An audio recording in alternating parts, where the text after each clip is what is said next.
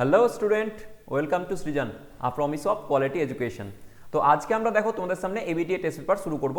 আজকে ABTA test পেপারের যে পেজ নাম্বার 1 সেখান থেকে আমরা স্টার্ট করব। তো এবিটিএ টেস্ট পেপার তোমাদের অলরেডি বেরিয়ে গেছে, তো তোমরা সবাই পারচেস করে নাও, ঠিক আছে। এর আগে অলরেডি আমি ডাব্লিউবিটি এর যে প্রথম পাতা তার আমি সলিউশন শর্ট কোশ্চেনে দিয়ে দিয়েছি।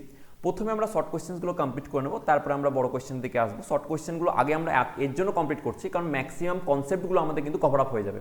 মানে বড় কোশ্চেনের জন্য কনসেপ্ট যেগুলো হয় সেগুলো আমি মোটামুটি দেখবে আমার যেভাবে আমি স্টাইল যেভাবে পড়াচ্ছি তোমাদের, তাতে বড় কোশ্চেনেরও কনসেপ্টগুলো মোটামুটি তোমার ক্লিয়ার চলে আসবে আইডিয়া, ঠিক আছে। তো চলো আজকে আমরা শুরু করি page number 1 ABTA test paper.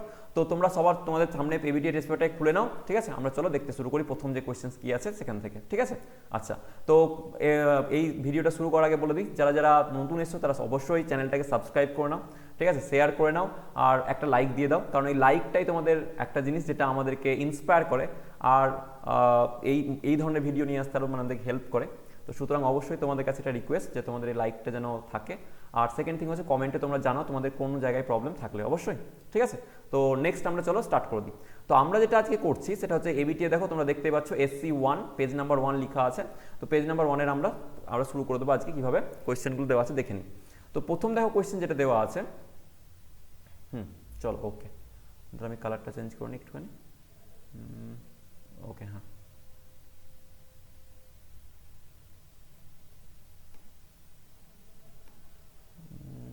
Black, ওকে,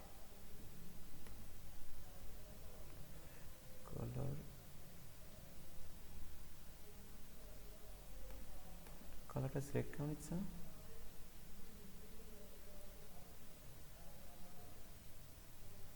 এবার হয়ে গেছে। চলো দেখো, প্রথমে কোয়েশ্চেন দেওয়া আছে যে বায়ু মাধ্যমে রাখা কোনো আহিত পরিবাহীর আধানের তলমাত্রিক ঘনত্ব সিগমা, মানে সারফেস চার্জ ডেন্সিটি তোমার সিগমা দেওয়া আছে, ঠিক আছে।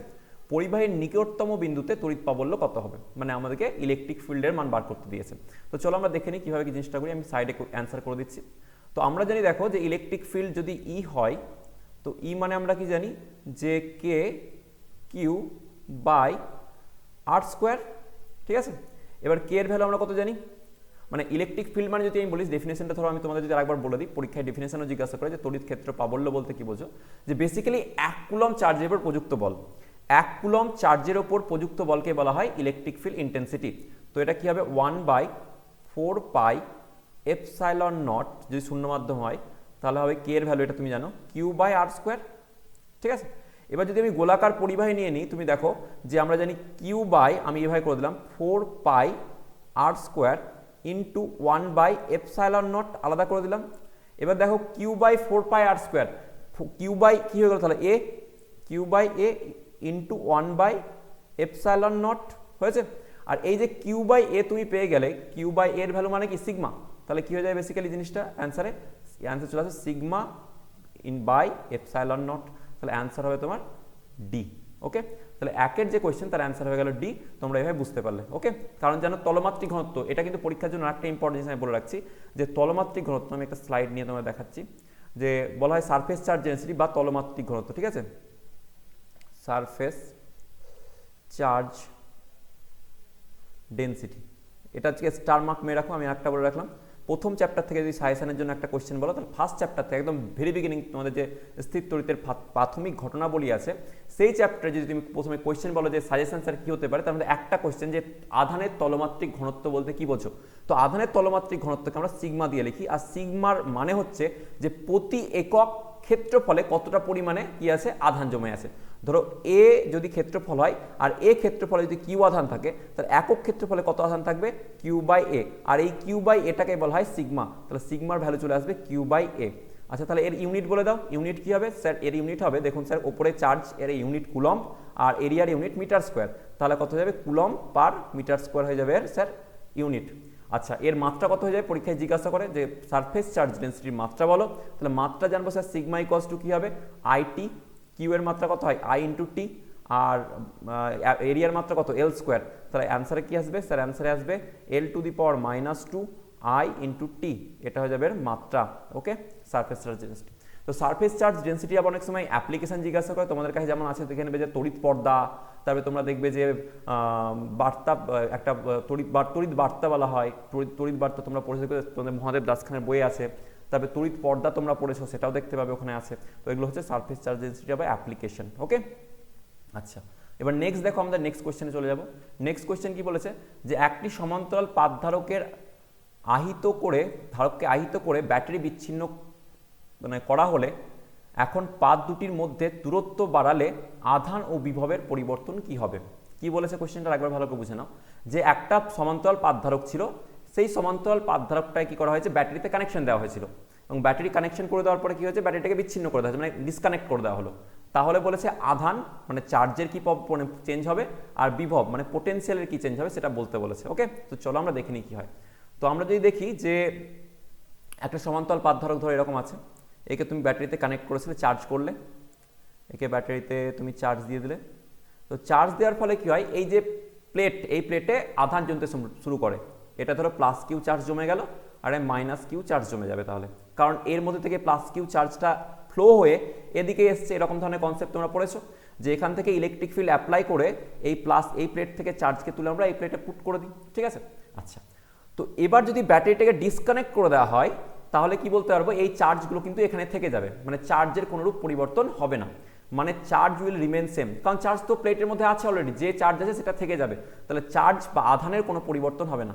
তাহলে চার্জ কি হবে, চার্জ উইল রিমেইন সেম যদি ডিস্টেন্সকে কি করা হয়, বাড়ানো হয়। মানে ব্যাটারি ডিসকানেক্ট করে দিলে এই দুটোর মধ্যে দূরত্ব ধরো ডি যদি হয়, প্লেট দুটোর মধ্যে দূরত্ব ডি, এবার বাড়াচ্ছ, তাতে আমার চার্জে কোনো ফারাক আসবে না। 1 নম্বর পয়েন্ট হয়ে গেল। আচ্ছা, চার্জ যদি সমান থাকে তাহলে আমরা জানি কি, ইলেকট্রিক ফিল্ড ইন্টেন্সিটি ই এর ভ্যালু এটা কি থাকবে, সেম থাকবে।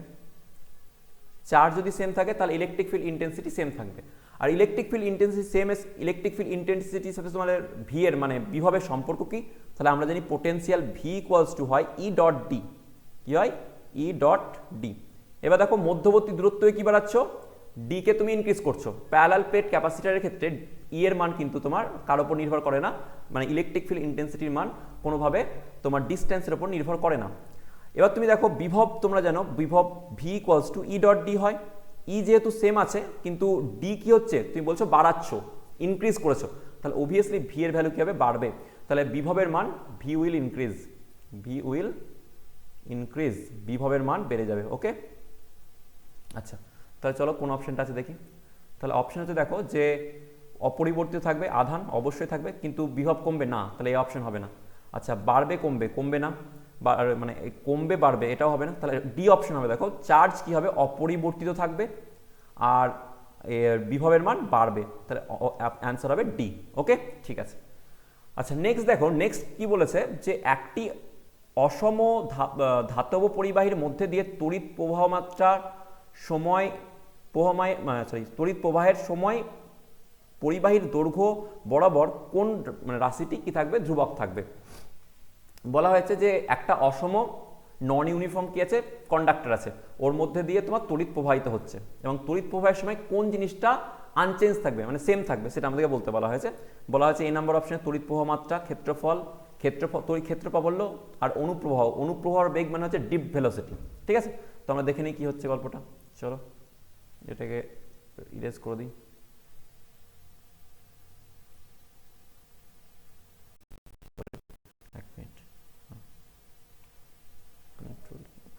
আচ্ছা এবার দেখো কি বলেছে, কোন জিনিসটা সেম থাকবে আমাকে জিজ্ঞাসা করেছে, তাই তো। দেখো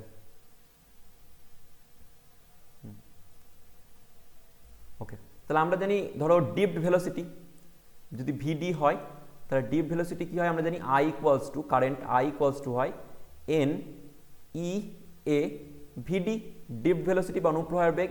তাহলে ভিডি ইকুয়ালস টু আমরা কি বলতে পারবো, sir I by N E A. এবার দেখো যেহেতু আমাদের কি আছে বলেছে অসম পরিবাহী, মানে এ কিন্তু কনস্ট্যান্ট নয়, এ কিন্তু চেঞ্জ হয়ে যাচ্ছে, এ হয়ে যাচ্ছে চেঞ্জ। তাহলে এ যদি পরিবর্তিত হয়ে যায় তাহলে ভিডি অবশ্যই পরিবর্তন হবে। ঠিক আছে, অনুপ্রবাহের বেগ কোনোদিন স্থির থাকবে না, কারণ তুমি বুঝতে পারছো যে ভিডি প্রপোর্শনাল টু 1/a। যেখানে এরিয়া কম সেখানে ভিডির মান বেশি হবে, যেখানে এরিয়া বেশি সেখানে ভিডির মান কম হবে, মানে ডিপ ভেলোসিটি ভ্যালু কম হয়ে যাবে। তাহলে সেক্ষেত্রে আমি বলতে পারি যে স্যার ভিডি এই যে অনুপ্রবাহের বেগটা এটা কিন্তু পরিবর্তন হয়ে যাবে, কার সাথে, এরিয়ার সাথে। আচ্ছা তাহলে কি কোয়েশ্চেন দেওয়া দেখে নি। কোয়েশ্চেনে বলেছে যে দেখো কোন রাশিটি অসম ধাতব পরিবাহীর মধ্যে দিয়ে তড়িৎ প্রবাহের সময় পরিবাহীর দৈর্ঘ্য বরাবর কোন রাশিটি ধ্রুবক থাকে। প্রথম কথা, অনুপ্রবাহের বেগ তো ধ্রুবক নেই, সুতরাং এটা কিন্তু হবে না। নেক্সট বলেছে যে আবার দেখো অপশনে অনুপ্রবাহের বেগ পাচ্ছ, তাহলে এটাও হবে না। নেক্সট তুমি দেখো তড়িৎ প্রবাহ মাত্রা, আর এখানে লাস্ট অপশন দেওয়া আছে অনুপ্রবাহের বেগ, তাহলে এই অনুপ্রবাহের বেগটাও হবে না, শুধুমাত্র তড়িৎ প্রবাহ মাত্রাটা কনস্ট্যান্ট থাকবে। তোমরা জানো তড়িৎ প্রবাহ মাত্রা I ইকুয়ালস টু Q/T। তড়িৎ প্রবাহ মাত্রার যদি আমি ডেফিনেশন দেখি তাহলে I ইকুয়ালস টু Q/T। তাহলে দেখো এখানে কিন্তু কোনো রকমভাবে কি আসছে না, আমার এরিয়ার কনসেপ্ট আসছে না, তাহলে তড়িৎ প্রবাহ মাত্রাটা অনলি কি থাকবে, কনস্ট্যান্ট থাকবে, বাকি সমস্ত কিছু চেঞ্জ হয়ে যাবে এখানে যা অপশন দেওয়া হয় সেগুলোর মধ্যে। ওকে, নেক্সট চলো কোয়েশ্চেন দেখি। বলা হয়েছে একটি সুষম চৌম্বক ক্ষেত্রে একটি চুম্বককে স্থাপন করা হলে সেটির উপর বল, টর্ক, আচ্ছা এগুলো অপশনগুলো দেওয়া আছে। তাহলে এবার দেখো এখানে কি বলেছে কোয়েশ্চেনে, বলেছে সুষম চৌম্বক ক্ষেত্র। প্রথম পয়েন্টটা তোমাকে মাথায় রাখতে হবে, আমি কালার চেঞ্জ করে নিচ্ছি, আমি কালার চেঞ্জ করে ইয়েলো কালার নিচ্ছি। ওকে, আচ্ছা, তো প্রথমে যে তোমার কনসেপ্টটা দেয় সুষম চৌম্বক ক্ষেত্র, এখানে কিন্তু অসম বলেনি, বলেছে ইউনিফর্ম। কি বলা হয়েছে, যে ইউনিফর্ম আমার দেওয়া হয়েছে একটা ম্যাগনেটিক ফিল্ড। তো ইউনিফর্ম ম্যাগনেটিক ফিল্ডে যদি তুমি দেখো তাহলে আমি বলতে পারবো এরকমভাবে, ধরো একটা নতুন আমি নিয়ে নিচ্ছি নিউ স্লাইড। ওকে, এবার দেখো যদি আমরা বলি যে আমাদের চুম্বক ক্ষেত্র দেওয়া আছে সুষম চৌম্বক ক্ষেত্র, ঠিক আছে, এভাবে ধরো সুষম চৌম্বক ক্ষেত্র দেওয়া আছে। ওকে, এবার সুষম চৌম্বক ক্ষেত্রে কোনোদিন যে পরিমাণে ধর নর্থ আর সাউথের উপর ধরো বল প্রয়োগ হবে, একটা আমি ম্যাগনেট রেখে দিয়ে হবে, ম্যাগনেটকে এভাবে রাখছি, যদিও আঁকাটা একটু খারাপ হচ্ছে, ঠিক করে আঁকার চেষ্টা করি। ধরো দেখো দেখো এটা হচ্ছে যদি সুষম চৌম্বক ক্ষেত্র হয় এরকম ভাবে, আর এর মধ্যে তুমি কি রেখেছো, ম্যাগনেটকে রেখেছো, একটা ম্যাগনেটকে রেখেছো, ধরো ম্যাগনেট এইভাবে আছে, হয়েছে? আচ্ছা, তাহলে ম্যাগনেটে ধরো এটা হচ্ছে নর্থ পোল আর এটা হচ্ছে সাউথ পোল, ঠিক আছে। তো নর্থ পোল তুমি দেখছো এদিক, এই যে আমার যেদিক থেকে এদিকে যাচ্ছে, এইদিকে যদি যাই তাহলে এদিকে নিশ্চয়ই কি সাউথ পোল আছে, মানে বলরেখাগুলো কোন দিকে যাচ্ছে, এদিকে, তাহলে সাউথ পোল বলতে পারবো এদিকে আছে, বা সাউথ মানে এ আছে এদিকে, আর নর্থ হচ্ছে এইদিকে। তাহলে এর ওপর প্রযুক্ত বল কোন দিকে লাগবে, অবশ্যই এই দিকে মারবে ওকে, যে ম্যাগনেটিক ফিল্ড, আর এ ওকে কোন দিকে টানবে, এদিকে টানবে। কিন্তু তুমি দেখো এদিকে যদি টানে, যে পরিমাণ বল দিয়ে টানবে ওকে মানে রিপালসান দেবে, এদিকেও সেম পরিমাণ বলেই রিপালসান করবে। তাহলে সুষম যদি চৌম্বক ক্ষেত্র বলে, তাহলে যদি বলা হয় uniform magnetic field, uniform magnetic field, magnetic field, তাহলে সেক্ষেত্রে কিন্তু ফোর্সের ভ্যালু কত হয়ে যাবে, ফোর্স, ম্যাগনেটিক ফোর্সের মান 0 হয়ে যাবে। যদি দেখো কোয়েশ্চেনটা এভাবে দিতে পারতো যে ইলেকট্রিক ডাইপোল যদি থাকতো, সাপোজ ধরো এখানে ম্যাগনেট না দিয়ে বলতো ইলেকট্রিক ডাইপোল আছে কিসে, তোমার সুষম চৌম্বক তড়িৎ ক্ষেত্রে, সেই ক্ষেত্রেও কিন্তু ইউনিফর্ম মানে যদি থাকতে ইলেকট্রিক ফিল্ড থাকে সেক্ষেত্রেও ফোর্সের ভ্যালু কিন্তু 0 হয়ে যাবে যদি সেখানে মানে ইলেকট্রিক ডাইপোল থাকে। এখানে ম্যাগনেটিক ফিল্ড, তো এখানে দেওয়া আছে ম্যাগনেট, আর এই ম্যাগনেটের ওপরও প্রযুক্ত সুষম যেহেতু চৌম্বক ক্ষেত্রের মান যেহেতু সুষম আছে, তাহলে এই ক্ষেত্রেও কিন্তু প্রযুক্ত বলের মান হয়ে যাবে 0 হয়ে যাবে। কিন্তু টর্ক দেখো এখানে টর্ক একটা ক্রিয়া করছে, টর্ক কি করছে, এই লাইন বরাবর দেখো তোমার একটা টর্ক করছে, তোমরা জানো টর্ক এখানে ক্রিয়া করবে, তাই টর্ক কিন্তু থাকবে এখানে, টর্কের ভ্যালু তুমি পাবে, কিন্তু চৌম্বক মানে প্রযুক্ত বলের মান, সেই বলটা কিন্তু 0 হবে। চলো অ্যান্সার দেখে নিই। তাহলে কি হচ্ছে স্যার, টর্ক থাকবে কিন্তু বল থাকবে না, টর্ক থাকবে কিন্তু বল থাকবে না, ইয়েস, তাহলে বি অপশনটা তোমার কারেক্ট হবে। ওকে, আচ্ছা, নেক্সট দেখা বলেছে যে পরাচৌম্বক পদার্থের চৌম্বক প্রবণতা যাই এবং পরম উষ্ণতা হচ্ছে তোমার টি, তাহলে এদের মধ্যে সম্পর্ক কি হবে। আচ্ছা, চৌম্বক প্রবণতা কাকে বলে, পরীক্ষার জন্য একটা ইম্পর্টেন্ট কোয়েশ্চেন, ঠিক আছে, এটাকে ইংলিশে বলে ম্যাগনেটিক সাসেপ্টিবিলিটি। তো ম্যাগনেটিক সাসেপ্টিবিলিটি মানে হচ্ছে, বা চৌম্বক প্রবণতা মানে হচ্ছে যে কোনো একটা চৌম্বক ক্ষেত্রের মধ্যে তুমি একটা কোনো মেটেরিয়ালকে রেখেছো, কোনো একটা চৌম্বক ক্ষেত্রের মধ্যে, সেই মেটেরিয়ালটা কত ইজিলি ম্যাগনেটে কনভার্ট হবে, ম্যাগনেটাইজ হয়ে যাবে, সেইটাকেই বলা হয় তার চৌম্বক প্রবণতা। মানে যে জিনিসটা যত তাড়াতাড়ি কি হবে ম্যাগনেটে নিজেকে কনভার্ট করে নিতে পারবে, সেটাকে বলবো বেশি, তার চৌম্বক প্রবণতা বেশি আছে, তার জায়ের ভ্যালু বেশি হবে, তাই কি না? তাহলে কি বললাম, যে কোনো একটা সাবস্টেন্সকে যদি আমরা কোথায় রাখি, মেটেরিয়ালকে ম্যাগনেটিক ফিল্ডে রাখি, সে কত ইজিলি কি করতে পারে, নিজেকে চৌম্বকে কনভার্ট করে নিতে পারে, সেই প্রবণতাকে বলা হয় তার চৌম্বক প্রবণতা। এবার তোমরা জানো যে ধরো তোমরা বাড়িতে হয়তো অনেক সময় দেখবে যে কোনো ম্যাগনেটকে যদি উষ্ণ মানে টেম্পারেচার বাড়িয়ে দেওয়া হয়, বা উনুনের মধ্যে ফেলে দাও। ধরো একটা ম্যাগনেট ছিল বাড়িতে, ম্যাগনেটটাকে তুমি আগুনের মধ্যে ফেলে দিয়েছো, দেখবে তারপর দিন ওর ম্যাগনেট প্রপার্টি হারিয়ে যায়। মানে কি হয়, ওর ম্যাগনেটিক প্রপার্টি কিন্তু ও আর আকর্ষণ বিকর্ষণ করতে পারে, লোহায় পরিণত হয়। তাহলে অবভিয়াসলি তুমি যদি একটা কোনো জিনিসের টেম্পারেচার বাড়াও, তাহলে আমি একটা নতুন আবার স্লাইড নিয়ে নিই। ওকে, চলো দেখো, যদি আমি কি বলি যে জাই বা ম্যাগনেটিক তোমার সাসেপ্টিবিলিটি, তাহলে কি হলো ব্যাপারটা, যে কত তাড়াতাড়ি চুম্বকে পরিণত হয়। এবার টেম্পারেচার যদি বাড়ানো হয়, কোনো একটা জিনিস বললাম যে ম্যাগনেটকে তুমি আগুনে ফেলে দাও, তাহলে সেটা লোহায় কনভার্ট হয়ে যায়। অর্থাৎ এ অলওয়েজ কি হবে, 1/T। টেম্পারেচার যদি বাড়ানো হয়, তাহলে তার ম্যাগনেট মানে হওয়ার প্রবণতা কমে যাবে অবশ্যই, তাই না? তো এটা হচ্ছে তোমার এর রিলেশনশিপটা, এটা থাকবে। চলো, এটাও ইম্পর্টেন্ট একটা কোয়েশ্চেন ছিল, পরীক্ষার জন্য ইম্পর্টেন্ট, এই অপশন কারেক্ট হবে। আচ্ছা, নেক্সট দেখো, নেক্সট কোয়েশ্চেন দেওয়া আছে যে I ইকুয়ালস টু, আচ্ছা এই কোয়েশ্চেনটা ভালো কোয়েশ্চেন, মার্ক করে না, পরীক্ষার জন্য ইম্পর্টেন্ট, এবং যেইটাইতে কোয়েশ্চেনটা জিজ্ঞাসা করে। তো এটা দিয়ে প্রভাব আর এখানে হচ্ছে প্রবাহ মাত্রার মান, মানে জানবে প্রবাহ মাত্রার মান জিজ্ঞাসা করেছে, মানে জানবে আরএমএস ভ্যালু জিজ্ঞাসা করেছে, ঠিক আছে? আচ্ছা চলো দেখি আরএমএস ভ্যালু কীভাবে বার করা যায়। একটা স্লাইড নিয়ে আবার এটা দেখে নিই একবার। 5 + 10 sin 100πt। ওকে, তাহলে বলেছে এর কি করতে হবে, তোমার প্রবাহ মাত্রার মান বার করতে হবে, আরএমএস ভ্যালুসিটি বার করতে হবে, ঠিক আছে? চলো, তো আমরা যদি দেখি যে আমাদেরকে দেওয়া হয়েছে I equals to 5 + 10 sin 100πt। ওকে, এটাই দেওয়া আছে, হ্যাঁ দেখে নিই। এটাই দেওয়া আছে, বলেছে এটা হচ্ছে I এর ভ্যালু। এবার বলেছে যদি এটা হয়, তাহলে বলো আরএমএস ভ্যালুসিটি কত হবে। আরএমএস ভ্যালুসিটি বলছে আরএমএস কারেন্ট কত হবে। তাহলে আরএমএস বার করতে গেলে আমাদের কি করতে হয়, আমাদের বার করতে হবে sir √integration IDT by integration DT। সেটা ফুল সাইকেলের জন্য বার করবো, তো 0 to t। ওকে, এটা হলো আমার কি, যে আমার আরএমএস ভ্যালুসিটি আমার সংজ্ঞা আমাদের জানা আছে। তাহলে এটা যদি হয়, আমি একটুখানি, ওকে আচ্ছা হ্যাঁ, তাহলে এবার দেখো, এবার আমরা এই আরএমএস ভ্যালুসিটির মান বার করব। তাহলে প্রথমে আমরা বার করে নিই I²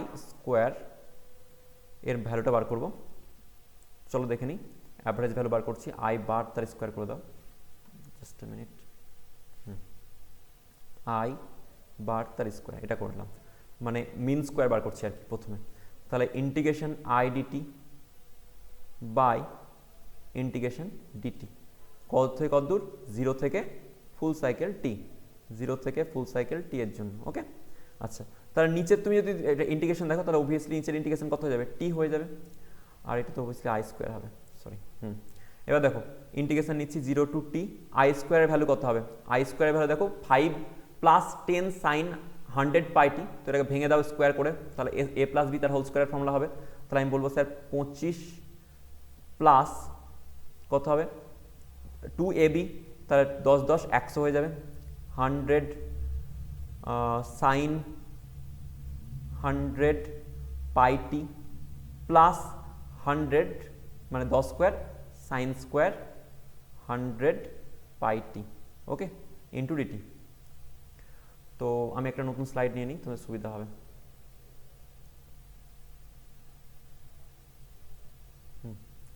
আচ্ছা, এবার দেখো, এবার কি জায়গাটা, যে আমরা বলবো যে I²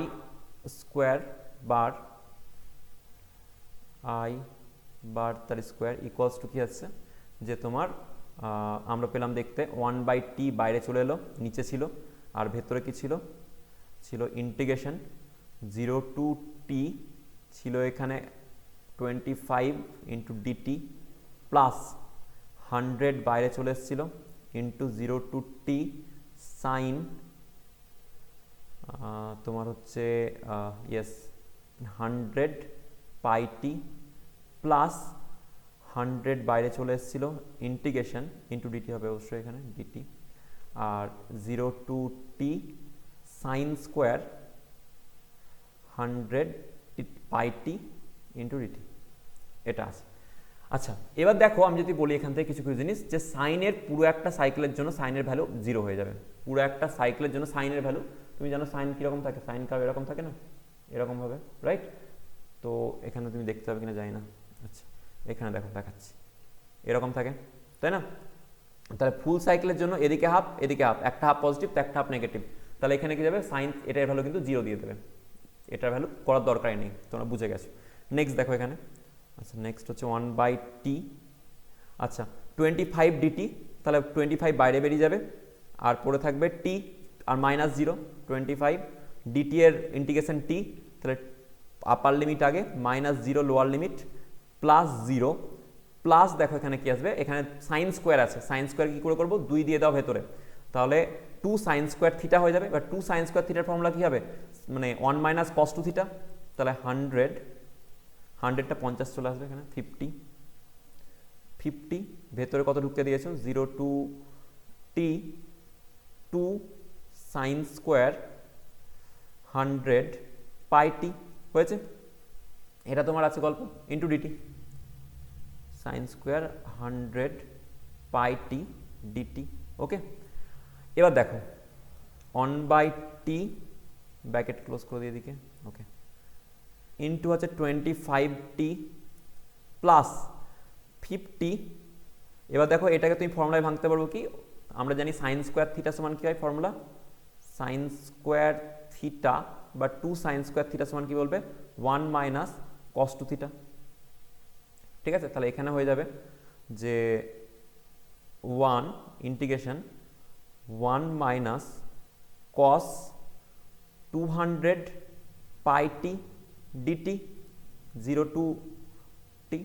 এবার দেখো তুমি দেখো কসের ক্ষেত্রে আবার একটা ফুল সাইকেলে কি হবে, 0 আসবে, কারণ কসের ক্ষেত্রে গ্রাফটা জাস্ট উল্টে যাবে, সাইনের মতোই উল্টে যায় গ্রাফটা, আর এক্ষেত্রে কি হবে তোমার, মানে উল্টে যাওয়া মানে যদি দেখো কসের ক্ষেত্রে সাইন, তোমরা যদি গ্রাফ জানো, কসেরও যদি তুমি একটা ফুল সাইকেল নাও, সেখানেও তুমি কি পাবে, মানে ভ্যালু কিন্তু 0 পেয়ে যাবে। তাহলে আলটিমেটলি কত আসবে, 1/t 25t প্লাস 50, আর এখান থেকে দেখো প্রথমে যে -1 মানে 1 মাইনাস আছে, 1 থেকে কি আসবে, ইন্টিগ্রেশন 0 to t ডিটি, আর বাকিটা আবার 0 হয়ে গেছে, কারণ কসের ক্ষেত্রেও কি হয়, ফুল সাইকেল ওর ভ্যালু 0 দেবে।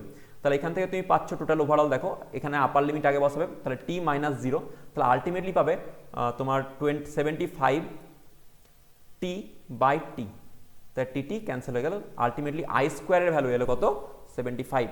তাহলে আরএমএস ভ্যালু কত হবে, তাহলে আরএমএস ভ্যালু আমি এখানেই করে দিচ্ছি, জাস্ট কালারটা চেঞ্জ করে নিই। তাহলে আরএমএস ভ্যালু কত হবে, আরএমএস এর ভ্যালু কত হয়, √আই স্কোয়ার বার, তাহলে √75, আর √75 এর মান হচ্ছে 8 × 8 = 64 হয়, মানে 8 এর থেকে বেশি হবে ভ্যালুটা। তাহলে এখানে দেখে নাও যে 8 এর থেকে 8 পয়েন্ট সামথিং আসবে, 8 পয়েন্ট সামথিং, যেটা অ্যান্সার কোথায় আছে, এই যে ডি অপশন দেখো 8.66, এটাই হবে, কারণ 7 হবে না, 7 × 7 = 49, 9 হবে না, 9 × 9 = 81, আর 12 হবে না, তুমি বুঝতে পারছো 144 হয়ে যাচ্ছে, তাহলে অ্যান্সার হবে 8.66 অ্যাম্পিয়ার। ওকে, আচ্ছা এবার দেখো তোমাদের কোশ্চেন দেওয়া আছে যে যদি কোনো সলিনয়েডের পাক সংখ্যা কি করা হয়, 3 গুণ করে দেওয়া হয়, তাহলে তার সাবেশাঙ্ক বা সেলফ ইন্ডাকট্যান্স কত হবে। ভালো কোশ্চেন। সেলফ ইন্ডাকট্যান্সের আমরা সূত্র কি জানি, আবার আমরা একটা নতুন পেজ নিয়ে নিই। দেখো আমি কিন্তু সবগুলো করে করে দেখাচ্ছি, তার কারণ তোমাদের করতে সুবিধা হয়ে যাবে, বা এরপর তোমাদের দেখতে হবে না, যে তোমরা মানে যখন বড় কোশ্চেন করতে হবে তোমাদের সুবিধা হয়ে যাবে। সেলফ ইন্ডাকট্যান্স L = আমরা জানি কি হয়, L = হয় দেখো যে n² μ0, অবভিয়াসলি μ0 n² A/L, এটা ফর্মুলা। সেলফ ইন্ডাকট্যান্সের ফর্মুলা কি হয়, এলটা দুটোই সমান হয়ে গেল, তো ছোট হাতে এল করো, L = সেলফ ইন্ডাকট্যান্স, এটা হয়ে গেল সেলফ ইন্ডাকট্যান্স, যেটাকে বলা হয় সাবেশাঙ্ক। তো সেলফ ইন্ডাকট্যান্স ইকুয়ালস টু কত হয়, μ0 n² A/L, L মানে length of the solenoid, A মানে এরিয়া, N মানে হচ্ছে নাম্বার অফ টার্ন। এবার দেখো আমি বলতে পারি তাহলে L প্রপোর্শনাল টু কি, N তার স্কোয়ার, নাম্বার অফ টার্নের স্কোয়ার। এবার নাম্বার অফ টার্ন যদি 3 গুণ করা হয়, তাহলে L এর ভ্যালু কত হয়ে যাবে, 9 গুণ হয়ে যাবে, 9 টাইমস, ব্যাস ইজি হয়ে গেল জিনিসটা, তাই না। চলো তাহলে আমরা দেখলাম কত হবে, 9 গুণ হবে অ্যান্সার। নেক্সট দেখো, নেক্সট কোয়েশ্চেন হচ্ছে তড়িৎ চুম্বকীয় তরঙ্গের বেগ নির্ভর করে না যার উপর, তা হলো এ কম্পাঙ্ক, প্রাবল্য, তরঙ্গ দৈর্ঘ্য, আর মাধ্যমের প্রকৃতি। আচ্ছা তোমরা জানো মাধ্যমের প্রকৃতির উপর অবশ্যই নির্ভর করবে, কারণ একটা মাধ্যম চেঞ্জ হয়, শূন্য মাধ্যমের আলোর গতিবেগ তোমরা সবচেয়ে বেশি জানো, আর বিভিন্ন মাধ্যমের ক্ষেত্রে চেঞ্জ হয়ে যায়। আচ্ছা কম্পাঙ্ক তোমরা জানো যে C = কি হয়, nu lambda, C equals to কি হয় নিউ ল্যামডা। তাহলে অবশ্যই কার উপর নির্ভর করবে, নিউ হচ্ছে কম্পাঙ্ক, তার উপর নির্ভর করবে, ল্যামডা কি তরঙ্গ দৈর্ঘ্য, এর উপর নির্ভর করবে, তরঙ্গ দৈর্ঘ্যের উপর নির্ভর করে আর নিউ এর উপর নির্ভর করবে। আচ্ছা তাহলে কার উপর নির্ভর করবে না, এই যে প্রাবল্য, এই যে প্রাবল্য আছে এর উপর নির্ভর করবে না, তাহলে এটা হবে তোমার বি অপশন। হ্যাঁ, তাহলে তড়িৎ চুম্বকীয় তরঙ্গের বেগ কার উপর নির্ভর করে না, প্রাবল্যের উপর নির্ভর করে না। নেক্সট কোয়েশ্চেন দেখো, কালারটা চেঞ্জ করে নি হালকা করে। হ্যাঁ, এবার দেখো বায়ুতে লাল আলো ও নীল আলোর প্রতিসরাঙ্কের অনুপাত কত? ঠিক আছে, মানে হলো এটা কি হবে, বায়ুতে লাল আলো এবং নীল আলোর প্রতিসরাঙ্কের অনুপাত জিজ্ঞাসা করেছে। চলো দেখে নিই, আরেকটা নতুন স্লাইড নিয়ে নিই। আচ্ছা বলছে রেড লাইট মিউ যদি হয়, mu red by mu red upon mu, এক মিনিট লাইটটা কালার চেঞ্জ করে সুবিধা হবে, মিউ তোমার বলছে ব্লু, তাই তো, নীল বলেছে মোস্টলি। হ্যাঁ, নীল আর লাল আলোর মধ্যে তোমার যে রেশিও প্রতিসরাঙ্কের সেটা বলেছে কত হবে। তো আমরা জানি প্রতিসরাঙ্কের ক্ষেত্রে যে স্যার প্রতিসরাঙ্ক মিউ ইকুয়ালস টু হয় শূন্য মাধ্যমের আলোর বেগ বাই যে কোনো মাধ্যমের আলোর বেগ ভি। তাহলে আমরা কি জানি যে মিউ ইকুয়ালস টু হয় শূন্য মাধ্যমের আলোর বেগ বাই যে কোনো মাধ্যমের আলোর বেগের রেশিও, তাই তো, যে আলো যখন যায়। তো এবার জানি ভি ইকুয়ালস টু আবার কি হয়, ভি ইকুয়ালস টু হয় তোমার নিউ ল্যামডা। তাহলে আমরা এখানে যদি বসাই mu equals to C by nu lambda. এবার দেখো যেহেতু আলো সোর্স থেকে আসছে, সোর্সের ক্ষেত্রে ফ্রিকোয়েন্সি কি থাকে, কনস্ট্যান্ট থাকে। তো কনস্ট্যান্ট যদি মানে ফ্রিকোয়েন্সি কনস্ট্যান্ট থাকে তাহলে আমি বলতে পারবো যে সি আর নিউ এখানে কনস্ট্যান্ট, তাহলে মিউ ইকুয়ালস টু কি যাবে 1 বাই, বা মিউ প্রপোর্শনাল টু কি হবে 1 by lambda, mu proportional to কি যাবে 1 বাই ল্যামডা। তাহলে এবার তুমি ভালো করে লক্ষ্য করে দেখো যে যদি বলা হয় যার ল্যামডা বেশি তার মিউ এর মান কি হবে, তার মিউ এর মান কম হবে। এবার তুমি যদি বলো যে স্যার রেড লাইটের ক্ষেত্রে আমরা জানি স্যার মিউ এর মান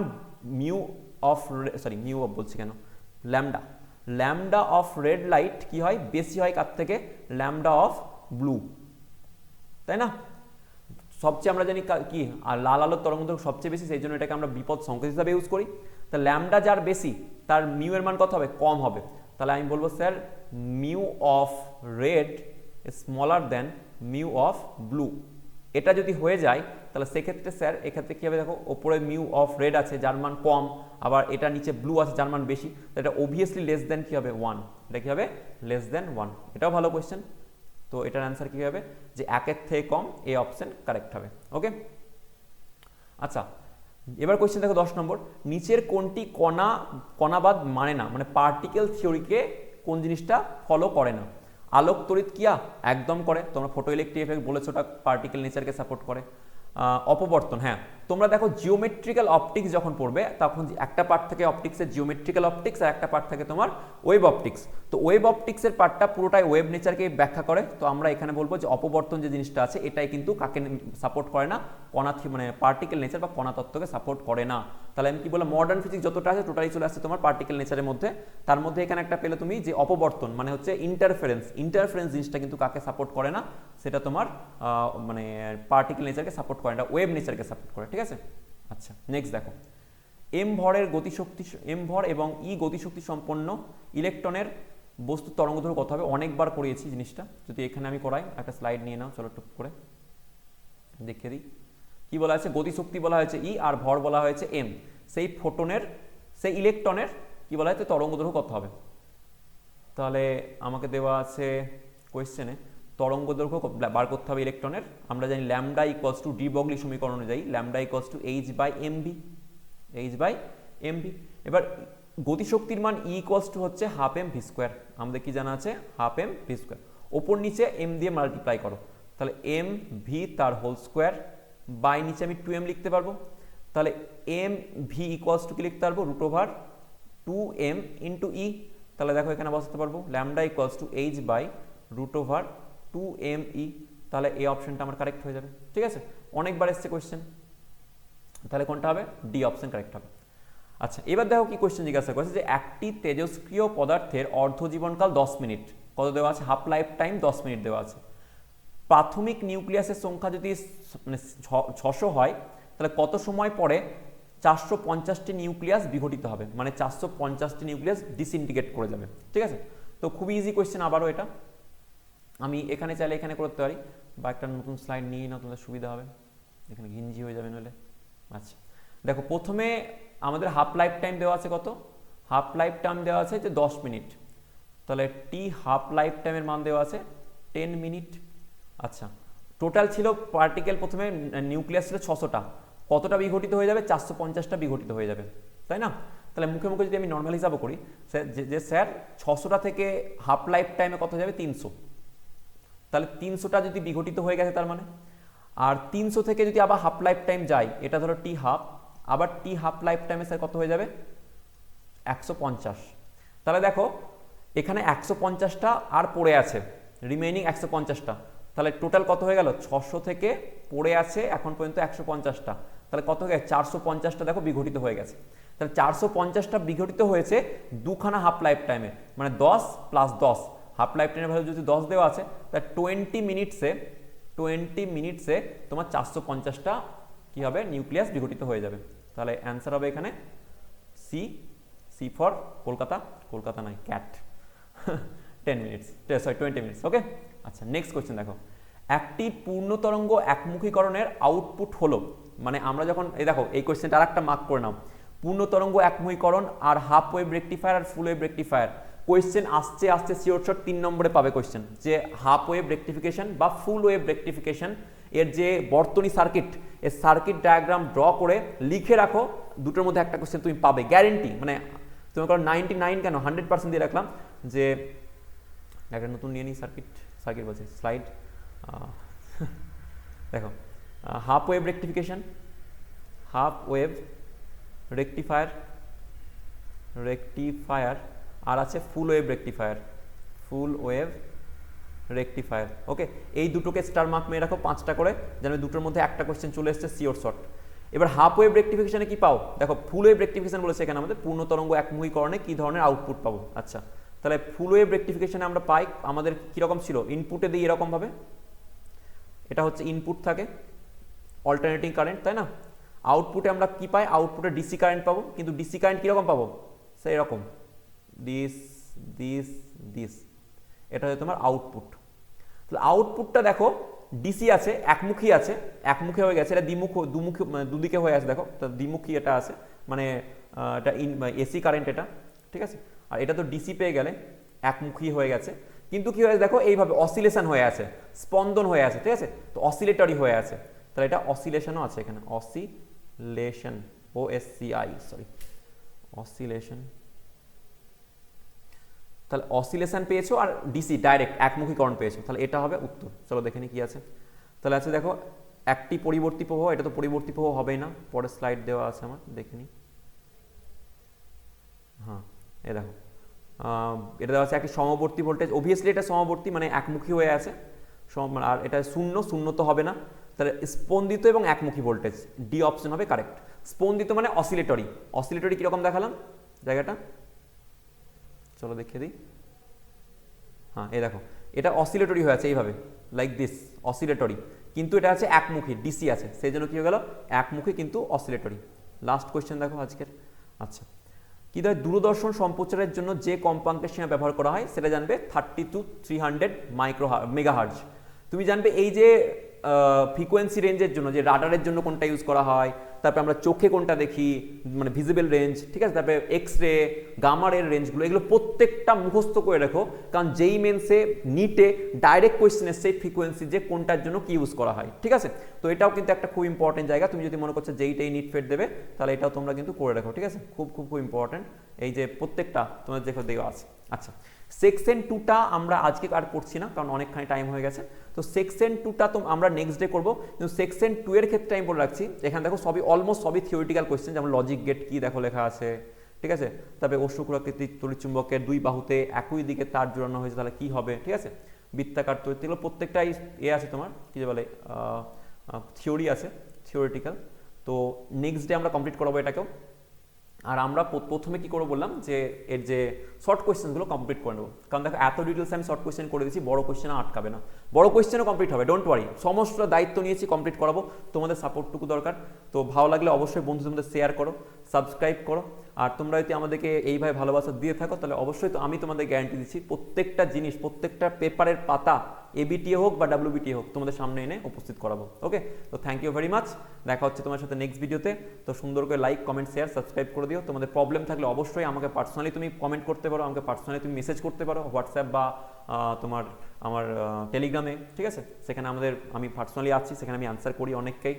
তাছাড়াও অনেকে আমাকে ডাইরেক্ট গ্রুপে কোয়েশ্চেন জিজ্ঞাসা করে, সেখানে আমি অ্যান্সার দিই, ঠিক আছে। তো তোমাদের ভালোবাসা এইভাবে দেখাতে থাকো, আমরাও এইভাবে ভিডিও নিয়ে আসবো, তোমাদের মার্কস 100 আউট অফ 100 নিয়ে আসতে হবে, অ্যাটলিস্ট 90+। আমি বলছি তুমি এই এবিটিএ টেস্ট পেপারকে ভালোভাবে ফলো করো আর আমার সাথে করতে থাকো, 90+ স্কোর অবশ্যই আসবে, ঠিক আছে। তো নেক্সট আমি একটা ভেবেছি তোমাদের যে সাজেশন, থিওরির যে সাজেশন, যে থিওরি কোন কোন থিওরিগুলো স্যার ইম্পর্টেন্ট, সেই সাজেশন ভিডিও আমি নিয়ে আসবো খুব তাড়াতাড়ি 2-1 দিনের মধ্যেই, ঠিক আছে। তো দেখা হচ্ছে নেক্সট ভিডিওতে, থ্যাংক ইউ ভেরি মাচ।